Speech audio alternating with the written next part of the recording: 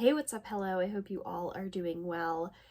So much has changed. Number one, I'm in a new place with a new bookshelf, all the same books, most of the same books, but an entirely new recording setup, and on top of all of that, an exciting sinus cold. Pro tip: don't work where there might be children who also have colds. So today I am pretending greatly like I am perfectly well, even though this is probably the most exhausting thing I will do all day. So while I push through this exciting new ailment, I wanted to share with you 5 more audiobooks that I have listened to in the last year, which I deem to be recommendation worthy. I generally like to read audiobooks in addition to the main physical text so that I can make some comparisons, and it really allows me to figure out how well different pieces jump from oral medium to visual medium. I also have a real knack for picking out voices, so I can generally discern when the narrator is the narrator of a different book that I have listened to. So I love seeing how they are able to jump from one text to another and really differentiate it for those of us that recognize and know that voice as the voice of one character in one type of plot while having to switch it up into something completely new. But I also tend to look for whether or not that person does a good job at being able to convey the different voices, if the selection made by the producers to have 1 or 2 narrators for potentially something that switches perspectives is helpful, or if they're using 1 or 2 narrators for 2 different periods in time. The first book on this list is The School for Good Mothers by Jessamine Chan, read by Catherine Ho, and what a delightfully insidious portrait of someone who makes a big mistake and has what she calls a very bad day that just absolutely goes from bad to worse at every turn. The narrator really captures the main character Frida's descent into uncertainty and despair as this book goes on. I was really impressed by the dry, flat tonality of her voice through most of the novel, or at least the second half of the novel, and the changes that she made to her voice were almost microscopic.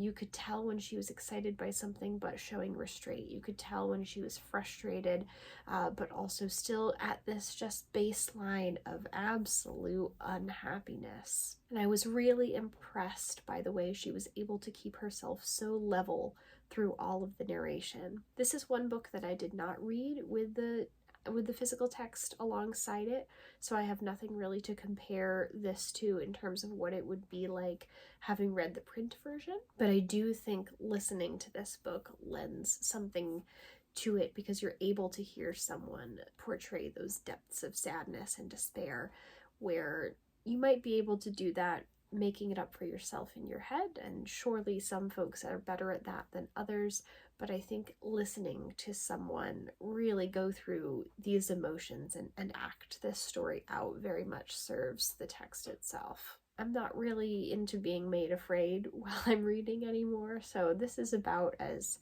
psychologically unsettling as I like to be. This, for those of you that don't know, is the story of a woman called Frida who winds up neglecting her child for a short period of time, and it has huge ramifications with the law and with the state. And she's signed up to go to this school for good mothers to learn indeed how to be a good mother, because in the eyes of Child Protective Services, she is not. A very interesting portrait of what it means to be good, what people want us to believe is good.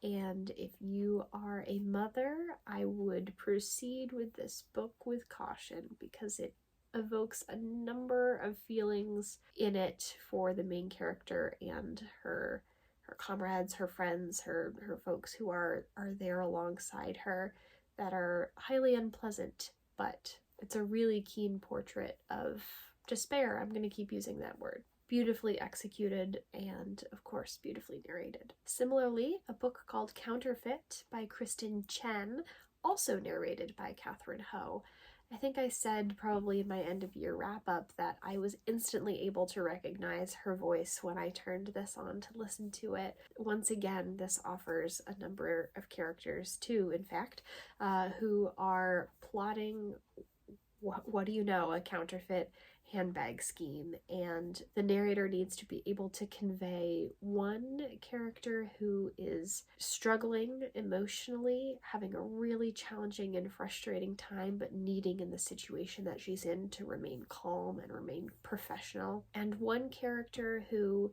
is a non-native English speaker and frequently uses Mandarin and is a little more scheming, equally offering the need to remain calm in very difficult situations, but has a little bit of a more sly, deeply, deep-rooted tragic sadness bent happening. So some similar themes to convey as in The School for Good Mothers, but not exactly the same.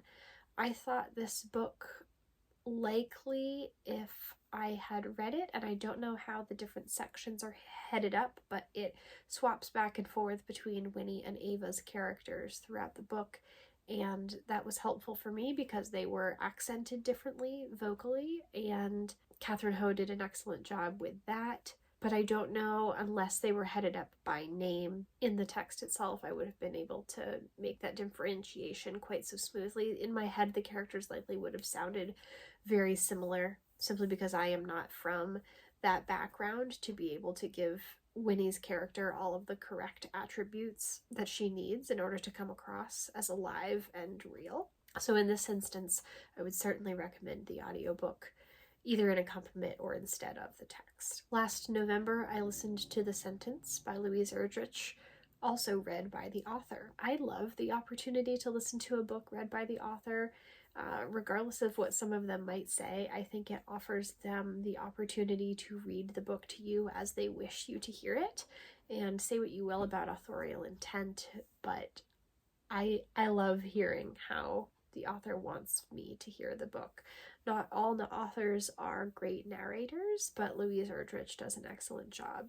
She narrates from the perspective of Tookie, who is an Indigenous woman who's previously been incarcerated and is working at a bookstore in downtown Minneapolis, Minnesota in 2019. Tookie's being visited by a ghost of one of the customers, and this book, as I think I mentioned in a previous wrap-up, takes you all the way through into the COVID-19 pandemic's beginning in 2020. It's one of the first books that I've seen that mentions the pandemic in fiction, and the sort of toneless, flat narration by the author here completely captures Tookie's attitude in her everyday life and the somberness that she really accumulates as the book goes on and things progress through the summer of that year and into the COVID-19 pandemic, and how that affects her family. I don't mean to say that the tonelessness of the author here is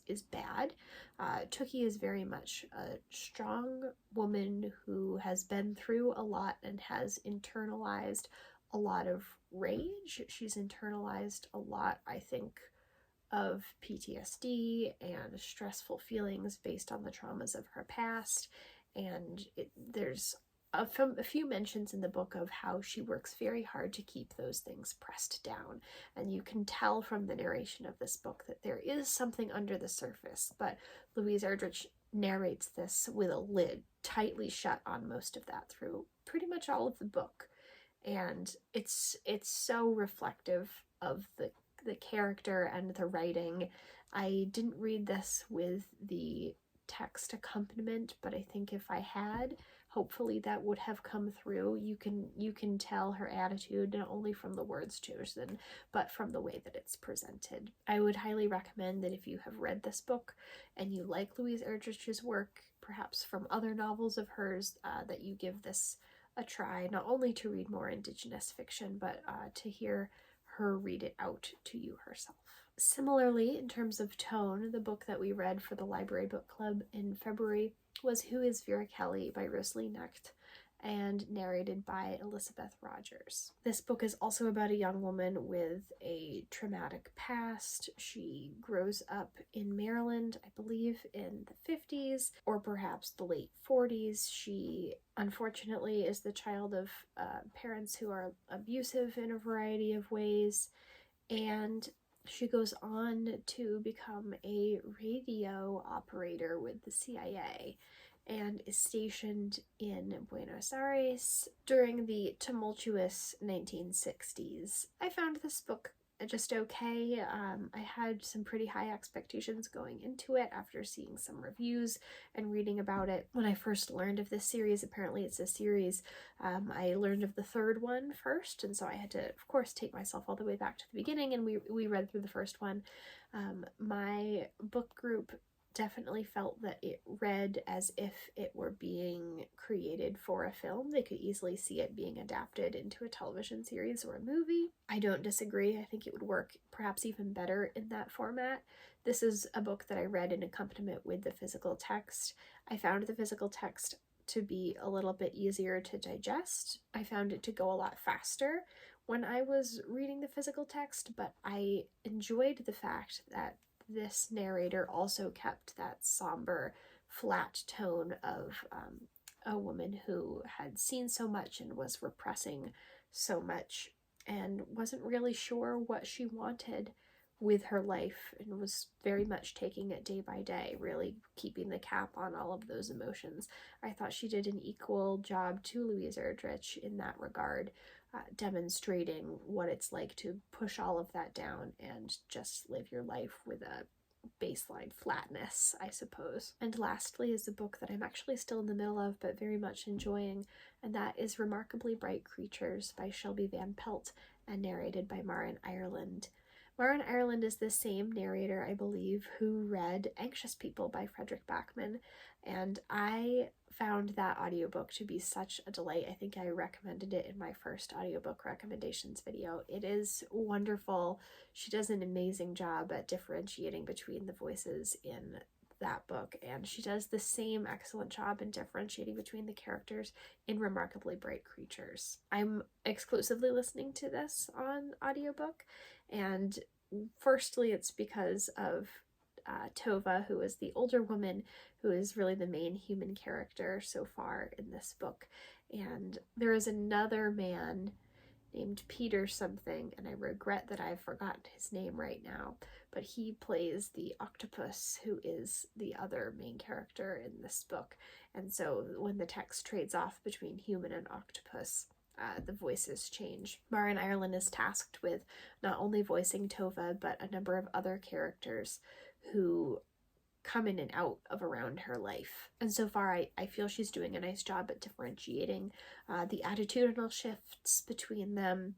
And I think that the choice to include another completely different person for the role of the octopus, who has a very stodgy and arrogant tone to him, was the right choice there. I'm sure I'll have a lot more to say about this book when I finish it, but so far, the way that this has been done, I would recommend reading this, or listening to, rather, this audiobook as opposed to the text itself. So there you have it, a new video, a new space, and a new cold, for me anyway, and 5 new audiobooks potentially for you to try. If you've listened to or read any of these, I welcome your thoughts down in the comments.